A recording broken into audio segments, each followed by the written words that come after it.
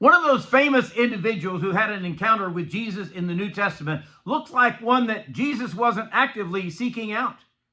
Good morning, this is Pastor Ernie Lewis of the Blue Point Church in Sisti, Illinois, with your thoughts from God's Word for Thursday. You know, it just so happened, and we don't believe in coincidences, that while Jesus was making his way to the home of Jairus in Luke chapter 8 in order to heal his daughter, there he met up with another person who also had a great need.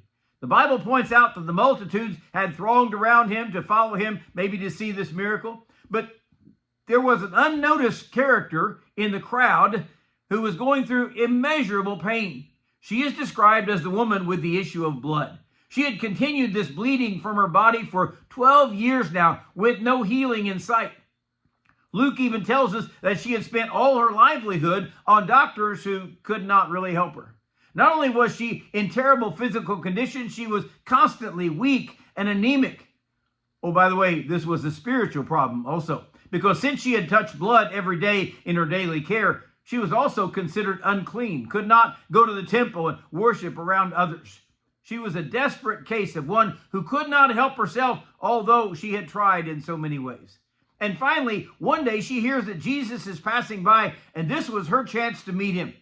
But of course, the throngs had gathered around him and pressed in to where it made him almost inaccessible for anyone else. So let's pause here just for a moment and think about our lives. This moment of introspection to consider, is there something that I regularly do that keeps others from reaching out to find Jesus when they really have a need? And maybe it is our temper that turns others away from Christianity. Or even as small as sitting in that favored seat at church that causes visitors to go away because they don't want to sit in the front row. So her desperation had caused a determination in her soul to reach Jesus. She even says, if I could just touch the very hem of his garment, I know I would be made whole. So she dangerously moves through the crowd, trying not to be recognized in her unclean state. And as she reaches out to touch Jesus, he turns to exclaim, wait a minute, who touched me? His disciples are sure he's gone mad. There was touching and pushing and shoving in all this crowd. Jesus said, no, somebody touched me, for I perceived power going out from me. When she saw she was not hidden, she came forward, and she declared that she was the one that had touched him. Then she proclaimed how she had been immediately healed.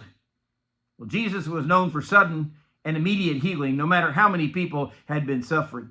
But perhaps she thought she would be rebuked for her movement within the crowd, or even the reaching out and touching someone in her condition.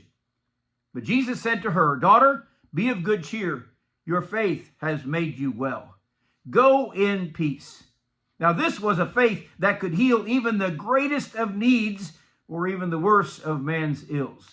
She said, if I could just touch the border of his garment, I know I would find healing. Man, do we have that kind of faith today in Jesus to reach out whatever our need might be? Hopefully we won't spend 12 years without that life-saving touch that we need. But we can come to Jesus and we can find forgiveness. We can find healing from sin. We can find mercy and pardon just from the touch of Jesus Christ.